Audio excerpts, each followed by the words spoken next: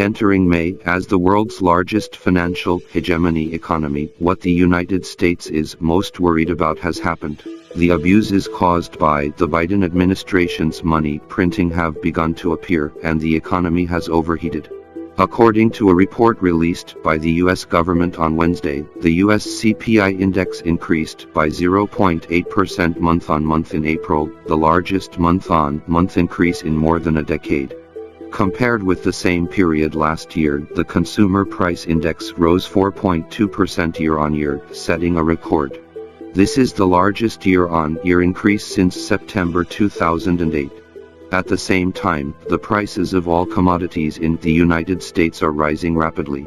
And many people are in a state of collective madness. They are very disturbed by the rapid rise in prices in the United States and fear that the 2008 financial tsunami will occur again.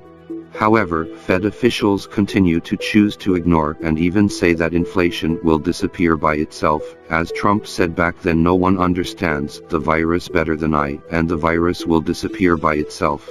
Today, the U.S. has fallen into an economic dead end, and U.S. finance is also experiencing a vicious circle. On the one hand, the U.S. keeps printing money or issuing debts to alleviate the problems of U.S. finances and people's living allowances. The money eventually flows into other countries or U.S. fiscal taxes. On the other hand, the U.S. debt is high and the U.S. dollar depreciates. This will make the U.S. dollar increasingly unattractive. The high debt interest has absorbed most of the U.S. fiscal taxes and caused U.S. inflation. U.S. prices are too high, and the U.S. prints money only more and more can offset debts and government subsidies. Statistics show that U.S. dollar treasury bonds now amount to 28 trillion yuan, and almost 30% of annual fiscal revenues in the next 20 years will be used to repay interest on government debt. The most important thing is that increased taxation does not solve the problem at all. Therefore, the U.S. government is getting closer and closer to bankruptcy, and the White House is already a clever woman can't cook without rice.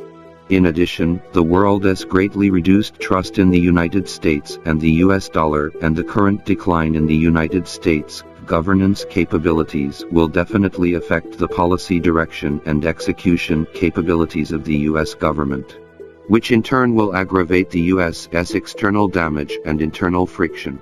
Therefore, the U.S. seems to be doing well now. In fact, a major financial catastrophe is waiting for Washington. If the U.S. authorities do not know how to repent, they still have to print a large amount of money to pass on their own economic contradictions, and the U.S. dollar will continue to depreciate and reduce trust.